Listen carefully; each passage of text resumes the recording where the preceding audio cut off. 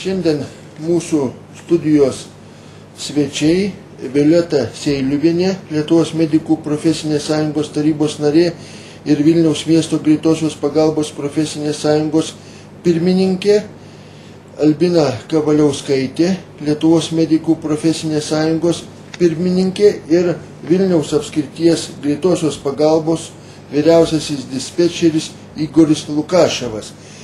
Šiandien mes pabandysime išsiaiškinti, kuo specifinis yra greitosios medicinos pagalbos darbuotojo darbas, veikla.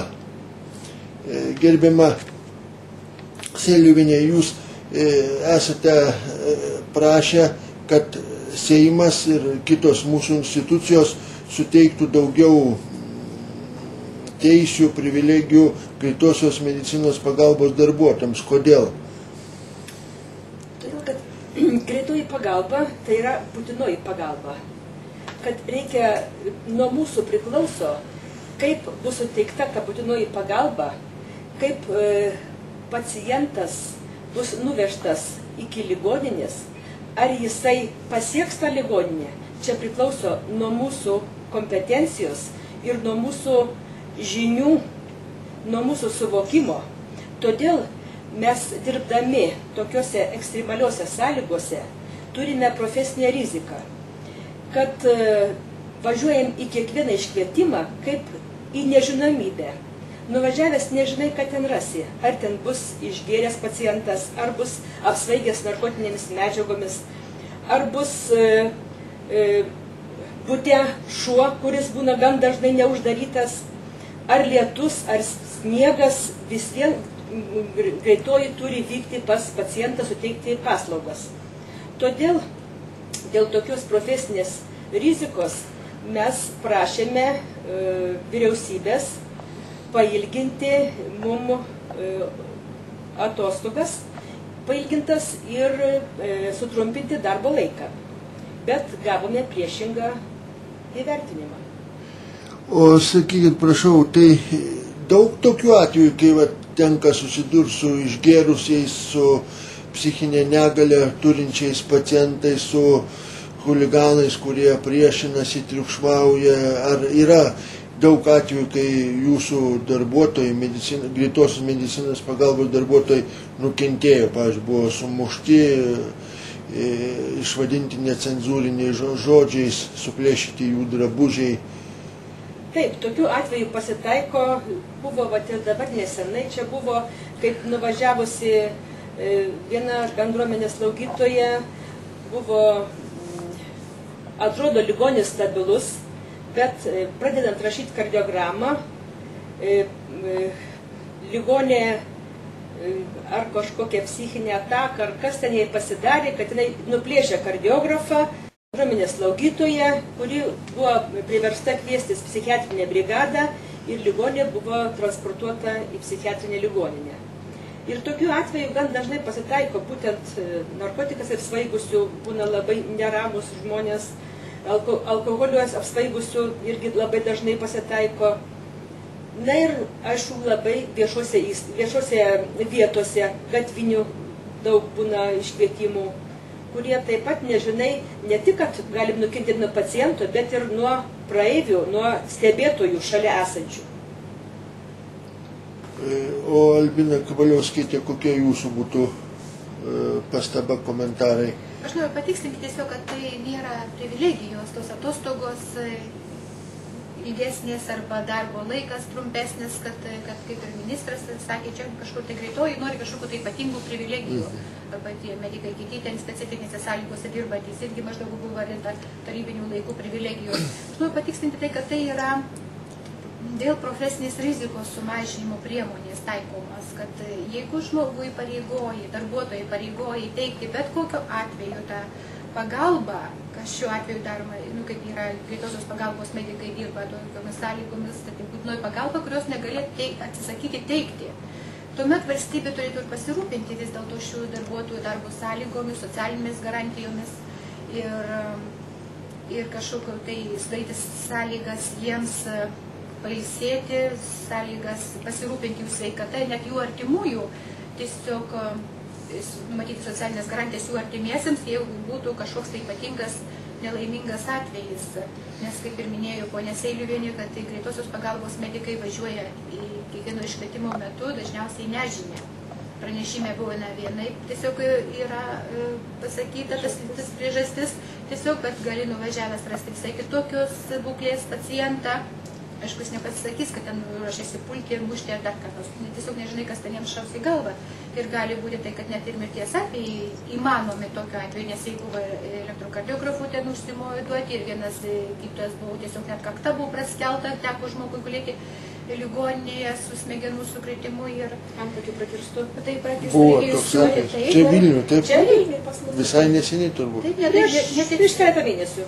netaip seniai viskas buvo. Tai įsivaizduokit tokios sąlygos, kada gali pats nukentėti ir pasiekmės ir invalidumas ir tolbo, kad nukentės ir artimieji, jeigu būsi ten sužeistas arba traumuotas ir po to negalėsi dirbti, tai turėtų valstybė ir pasirūpinti vis dėlto šitais darbuotojais ir jų šeimos nariais, jeigu, kaip ir sakau, gali būti mirties atvejais ir paskui gali būti tie artimieji vaikai mažamečiai likti be priežiūros. O tas greitosios medicinos pagalbos darbuotojas, kuriam buvo praskelta galva, tai jis gavo kažkokias kompensacijas, atostogas, pašalpas. Jis gavo, kaip ir eilinis pilietis, bilietinis. Darbingumo lapelis. Ir viskas. Ir viskas. Dabar norėčiau paklausti pono Igorio Lukaševo, su kokia jūs, kokia problema jūs esat susidūręs? Dirbdamas dispečerinį, tai kaip ir susidurėm kasdien su necenzūriniais žodžiais, grasinimais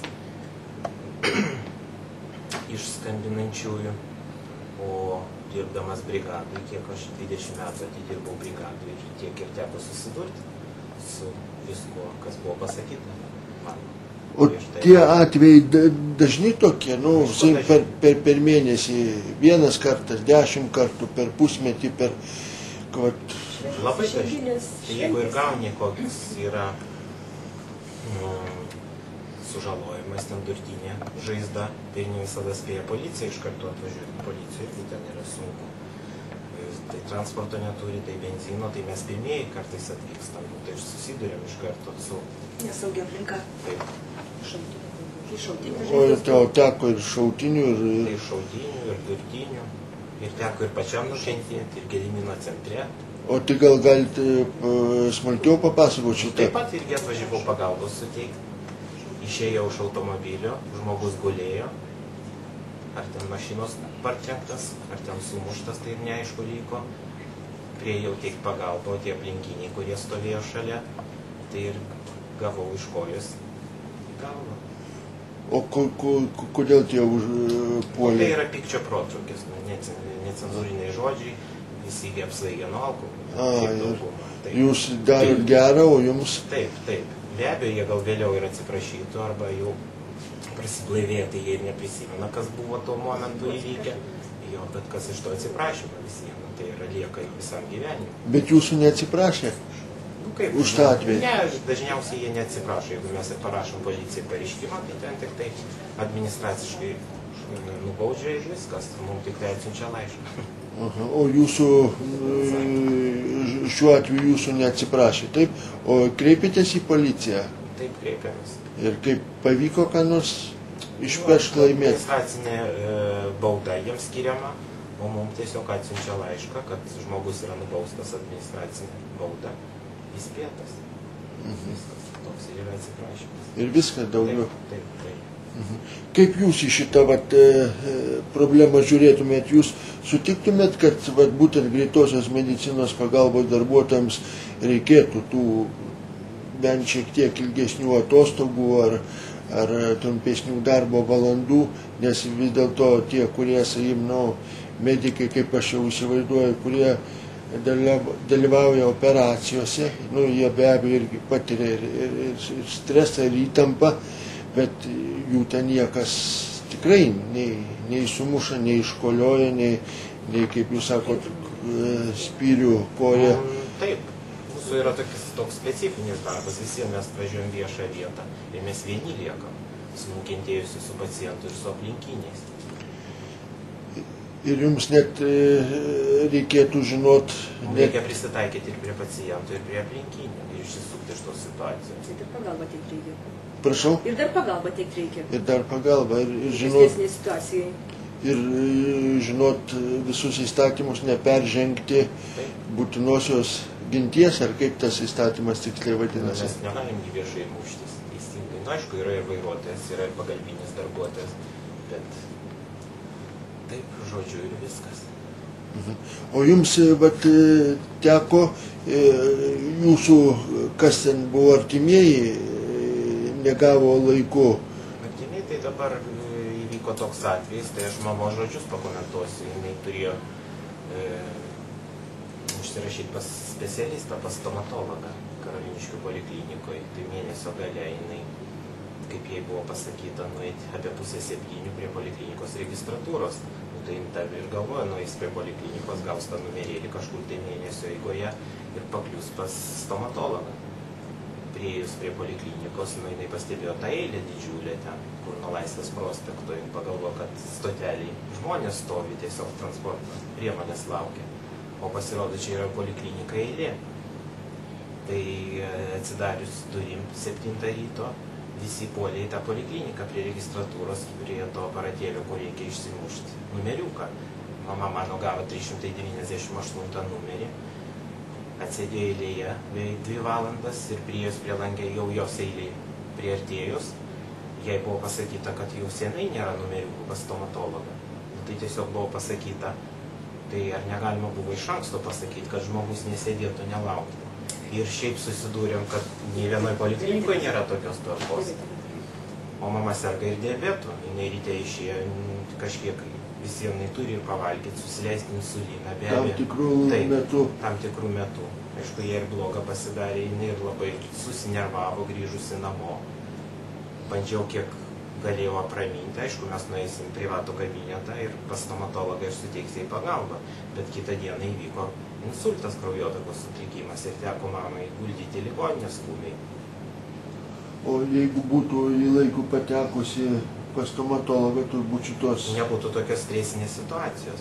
Bent jau galėtų registratūros darbuotoja, kas yra irgi papiktinama. Tai jeigu jau pasibaigė tie numeriukai pas stomatologą, ar ten nesvarbu pas kokį specialistą, tai išeikit, praneškit žmonėm, juk pilnas koridorius žmonių tada buvo. Ir visi buvo tuo metu pasipiktinti. O kada čia tai atsitiko? Pirmadienis čia. Nu taip, 25. Birželį. Visai neseniai, taip? Taip, visai neseniai. Ir Karoliniškių poliklinikų, taip? Karoliniškių poliklinika.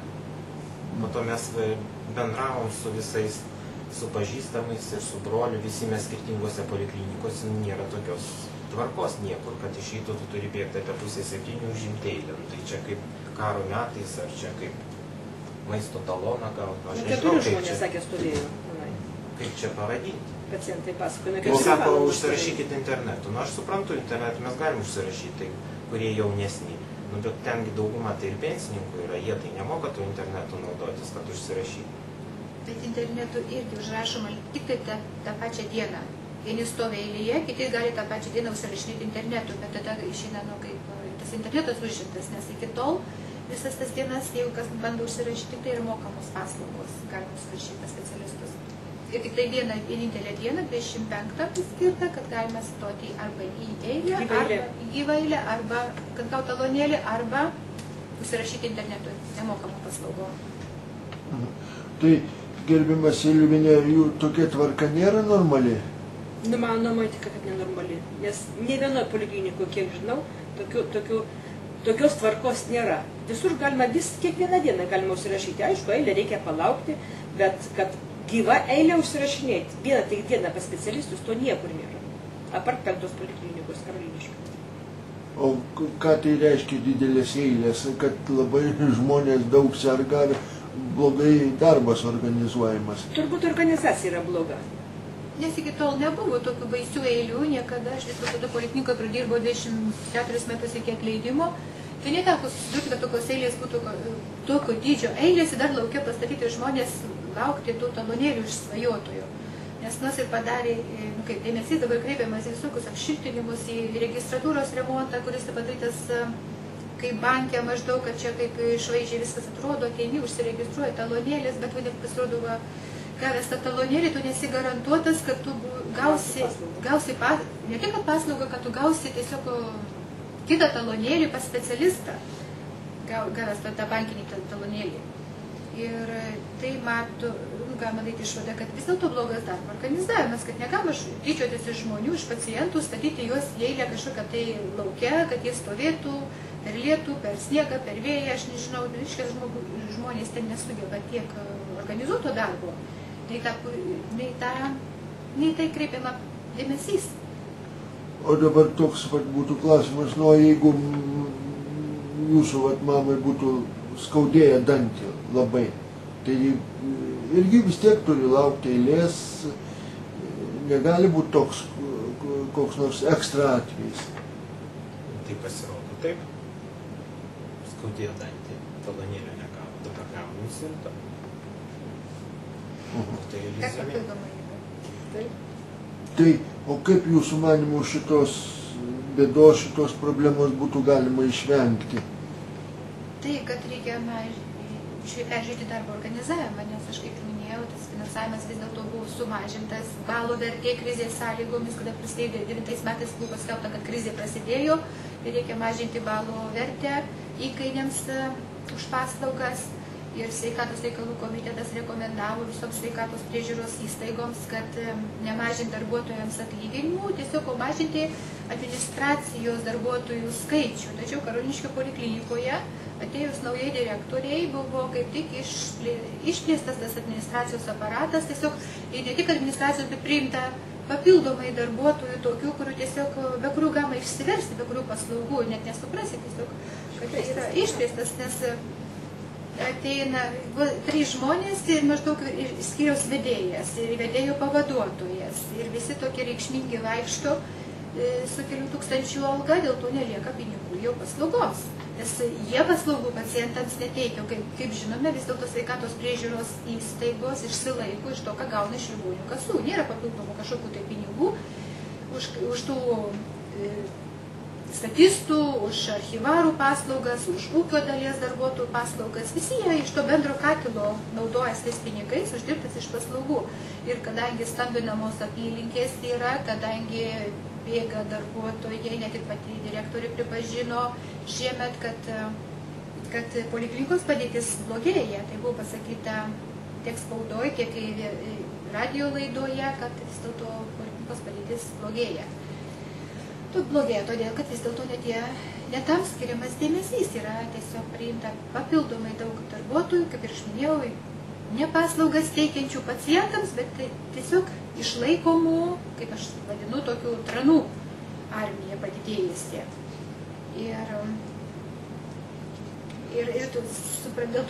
tie buvę tie darbuotojai bando kažkur tai grožio salone pamatę, pavyzdžiui, kad kažkur tai rolonas popieriaus ištiesiamas arba ten iš ankstinė registracija kažkokia tai, kad į grafikę įreini, tiksliai nurodytų laikų, tiksliai tiek, kad būsi. Ir dabar aš susidūriau pati kaip darbuotoja, kad aš tiesiog degraduoju kaip specialistas, nes visi mes degraduojam kaip specialistai, net pacientai mūsų to nežino, kad mes lankom įvairius kursus, domimės, bet mūsų paslaugų, tų žinių niekam nereikia. Nes dabar ateina tas pacientas tiksliai to užrašytų laiku, nurodyta maždaug ten jų asmens masažas, ten kaklų masažas, viskas, bet aš negaliu nei anamnezės surinkti kaip kineziterapeutas, nei gauti kažkokio tai duomenų, tyrimų kažkokių rezultatų, kad atliktų praktiškai ten magnetinių rezonansų tyrimas, jeigu padarytas, kuris labai yra brangus. Ir jeigu dar privačiai pacientas darė, tai yra ypatingai brangu, didelės išlaidos jam, bet dažniausiai sakom, tai stalčių yra, niekas jau nežiūri, niekam neįdomu, nes aš anksčiau tai žiūrėdavau, pavyzdžiui, aš turiu tokią galimybę, ateina pacientas pas mane kaip pas kineziterapeutas su ligos, su istorija ir aš galiu žinoti, kokios pas jį papildomai yra ligos, kokie tyrimai atlikti, ką daryti, kas buvo padaryta, ką reikia dabar daryti, tiesiog gali tą gydymo planą visai kitaip dėlioti. O dabar tiesiog aš esu įsprausti tam tikrus rėmus, tiek laiko duota ir tiek tą paslaugą maždaug, tiek pamasažuos. Net įdomiausia, kad dabar dar naujas yra direktorės įsakymas priimtas dėl masažo paslaugų, kad jeigu anksčiau būdavo, pavyzdžiui, skirta, ir skirta pacientui 5 masažo procedūros. Tiesiog, manau, už tai ligonių kasa apmoka, ne kas kitas, ne poliklinika iš savo kišenės moka. Bet įdomiausia tai, kad yra įpareigojimas, jeigu pacientas nepranešęs net vieną kartą, arba nežiūrint, kada jis antrą kartą praleido, 2 praleidimai, yra iš karto nuliuojamos visos 5 procedūros. Bet tai reikėtų, tai maždaug tokia pati logika būtų, jeigu pacientas neišgėrė vieną tabletės, kitą dieną tabletės, tai reikia iš jo atimti visą vaistų dėžutę, tiesiog visus vaistus atimti, nes jis nesilaiko to režimo. Nes visų pirma reikėtų įsiaiškinti ir jeigu ligonių kasa apmoka už tą paslaugą, tai kodėl iš paciento atimama galimybė gydytis, vis dėlto gauti. Taip būna tokių įvairių situacijų, kad dėl kažkokių tai priežasčių jis neatvyko ar negalėjo paskambinti, pranešti, bet aš manau, jisai turi teisę, vis dėlto jeigu yra paskirta gydytojų 5 procedūros, tai jis bent tas kitas likusias 3 turi gauti, o ne tai, kad viską iš jo atima. Tai toks keistas administracijos sprendimas, sakyčiau, tai yra direktorės sprendimas, kad atimti iš paciento viską, maždaug pažeidėjai, netvykai, viskas, negausi nieko. O greitosios pagalbos automobilių specialistų Vilniaus miestui trūksta ar užtenka, ar kokie čia skaičiai? Aišku, greitosios pagalbos specialistui sensta, nes buvo kuris laikas, kad iš vis nebuvo ruošiami greitai pagalbai specialistai. Ir dabar kol kas užtenka, man atrodo, ar ne? Užtenka. Ateina rezidentų pas mus. Ateina rezidentai, užima tuos etatus, padeda mums dirbti, bet aišku, kolektyvas yra jau iki 50, taip. Tai čia Vilniuje, o rajonuose? O rajonuose tai iš vis labai jau prevencinis amžius. Bet aš noriu pasakyti, čia dėl to pas jūs netrūksta galbūt tų specialistų, todėl kad vis dėlto darbdavys stengiasi išlaikyti tas kažkokias socialinės garantijas, kad ir tos... Gerina darbo sąlygas. Taip, darbo valandos, taip, kas ten dar pas mus yra.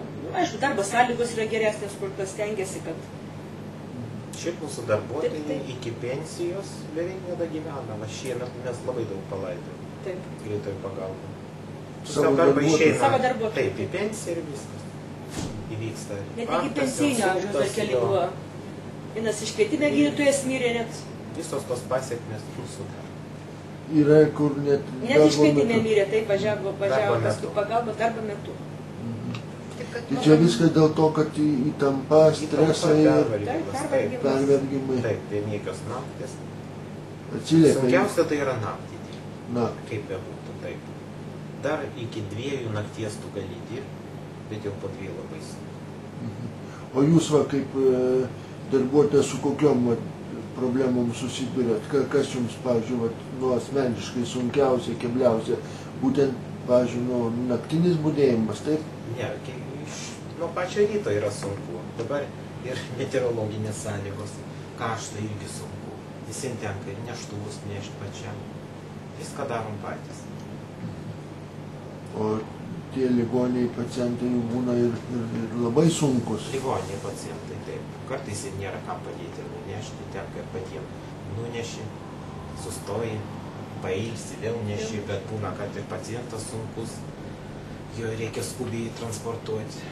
Šią kartą nešėm tokį pacientą, liftas neveikia, yra dabar tokių namų, kur liftai neveikia. Iš 7 aukšto nešėm, dar aš kaip ir jaunesnis vairuotojas visiems jau iš 50 metų. Ir kas po to gavosi vairuotojas pakliuvo į ligoninę, jis kraujotakos sutrikimų. Dėl to, kad lifto nebuvo? Taip, dėl to, kad buvo sunku nunešti. Taip. O dar įranga, tai ligonis, o įranga dar. Ir dar reikia nešant pagalbą teikti, būna ir tokių atvejų. Tai dabar... Nešant ir vežant pagalbą teikti, įdomiausia tai, kad kai mes dėl tų darbo sąlygų, kaip man buvo darbo sąlygos parodytos apie greitosios pagalbos darbą, tai aš išmaniau taip pat kaip eilinis pacientas, tiesiog kaip greitoji. Tai kaip mane supažindino jie su greitosios pagalbos darbu, tai tiesiog buvau pasodinta greitosios pagalbos automobilį ir pravežė per miestą. Išlikus, tai man reikėjo apsikabinti stulpą, pastovėti kokią 10 minučių, kad galėčiau paeiti iš vietos. O kodėl?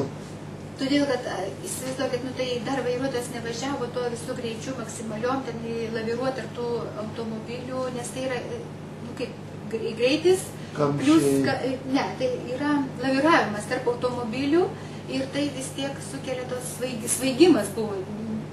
Sudėtingas vairavimas, bet įsivaizduokit, tai aš dar sėdėjau tiesiog normaliai, o gydytojas stovi, sėdė nugarą į vairuotoją, ir dar teikti pagalbą turi tokiom ekstremaliom sąlygom. Aš nieko nedariau, aš tik tai sėdėjau. Ir tai buvo jau, buvo sunku. O jie dar teikė pagalbą vis dėlto pacientai. Nes skubi veži pacientą. Aišku, sunkus darbas ir ligoninė yra, nes ten reikia teikti pagalbą, bet ten nebėra tos aplinkos tokios, kad visi tau komentuoja ir sako, ką daryti. O tu čia atvažiavęs turi paimti tą ligonį, suteikti pagalbą ir nuvežti iki ligoninės, kad ligoniniai būtų toliau gydomas.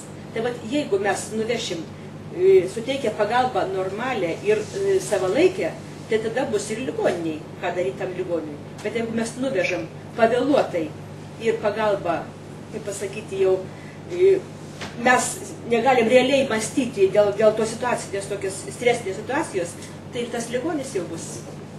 Bet mes nieko nesakom, kad ten vyriausybė, ten, pavyzdžiui, sako, pagerino kitiems sveikatos priežiūros specialistams darbus, tas sąlygas, darbo laiką, ten sutrumpino kai kuriems atostogas, pailgino vieną dieną. Mes visiškai neprieštaraujam. Esmė tai, kad yra dėl profesinės rizikos. Čia nustatyta buvo higienos instituto darbo medicinos centrų, kad yra padidinta profesinė rizika. Tai prašau, būkit malonūs ir ją šalinkit. Tos institucijos, nuo kurių priklauso. Jeigu, sakau, o sveikatos ministerija mums pareiškia, kad maždaug, tai va ir kiti ten nepatenkinti, skundžiasi, kitose sąlygose dirbantys, ten poliklinikos ar kažkur tai dirbantys darbuotojai skundžiasi, kad maždaug kodėl čia greitoji gauna kažkokias tai lengvatas, papildomas atostogas, ilgesnės viską. Tai jeigu jūs manot paprasčiausiai, kad ten tos darbų sąlygos yra blogesnės, tai prašau, praeikit tokį pat kelią, kaip ir greitoji praėjo. Greitosios profsąjunga, kad kreipėsi į ministeriją, kad gauti tas higienistų išvadas. Prašau, visi tą patį kelią eikit, o ne tai, kad paprasčiausiai iš akies nusprendžiau, taip vyriausybė gali.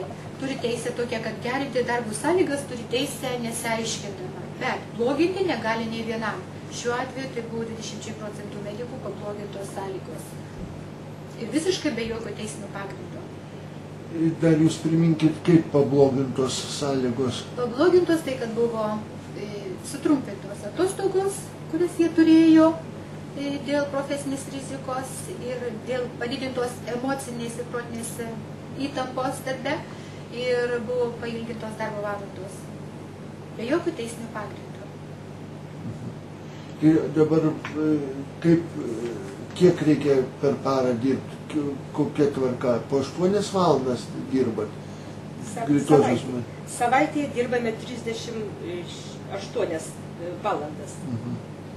O dabar tai padarė. O buvo 36 valandos savaitinės. 2 valandom savaitėje pailgino. Per metus pailginta viso mėnesio. Viso mėnesio. Tai praktiškai tai yra atimta, kaip už... Nes nereikėtų už tą mėnesį negaunam atlyginimo. Taip, už veltui dirbam visą mėnesį. Už tos pačius pinigus reikia ilgiau dirbti. Tiesiog atlyginimas tas pats, bet ilgesnės darbo valandos. Kitaip čia šitoje stotyje, tiesiog Vilniaus miestu, tai yra darbdavys paliko tas pačias 36 valandas, kadangi vis dėlto įstatymas leidžia jam kaip darbdavys. Su profsąjunga. Taip, suderinus su profsąjunga, vis dėlto daryti palankesnės darbuotojams sąlygas. O dėl to naktinių darbų, tai tiesiog noriu pasakyti, kad Pasaulinė sveikatos organizacija yra pripažinusi, kad naktinis darbas tai yra didina vėžio riziką. Ir tai yra dabar atliekami moksliniai tyrimai, kad tiesiog daryti ir kiek įmanoma vengti naktinio darbo. Kad tai jau pripažintas kaip vėžio rizikos faktorius. Reikalingas poilsis. O tam reikalingas ilgesnis poilsis. O ar gaunat už tą naktinės pamainas, gaunat kažkokių papildomų? Poilsio tai ne.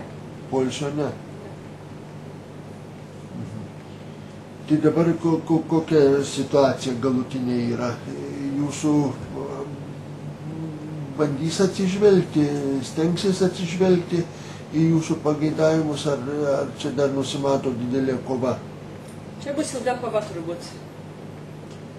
Nes dabar jūsų šitų nereagavo jūsų. Ne, į mūsų prašymus tas nereagavo. Na, dabar yra padėtis tokia, kad yra tiesiog skundas yra vyriausiam administraciniam teisme. Laukiam rezultatų. O kada čia turėtų paaiškėti? Neaišku, tiesiog laukiam rezultatų, kada paaiškės, bet po to, kadangi apygardos administracinis teismas visiškai nemotyvuotai atmetė tą mūsų skundą dėl žalos atlyginimo. Nors tai yra pripažinta diskriminacija ir lygių galimybių kontrolieriaus išvados yra, ir turbūt, kad profesinės rizikos tos išvados yra nepaneigtos, kad yra padidėjusi profesinė rizika. Tačiau, kada bylinėjasi su valstybė, tai visko gali laukti. Maždaug, kad Socialinės grupės. Diskriminacija. Taip, diskriminacija tai kaip socialinės grupės, nes įdomiausia, kad gyrininkams palikta, mokytojams palikta, baletų šokėjams palikta. Tiesiog, mes sakau, nieko nesakom, kad jų darbas kažkoks tai yra ten lengvesnis už mediko ar kažką. Bet išskyrė. Bet esmė, kad kodėl tik tai medikus išskyrė, kodėl krizės sąlygomis, krizė tai reikėjo, kaip į biudžetą, kaip mums reiškia ponas Kubilius, pasakė, mums reikėjo užkimšti biudžetą. Tai išėjo, kad medikų sveikatos sąskaita tas biudžetas buvo užkimštas.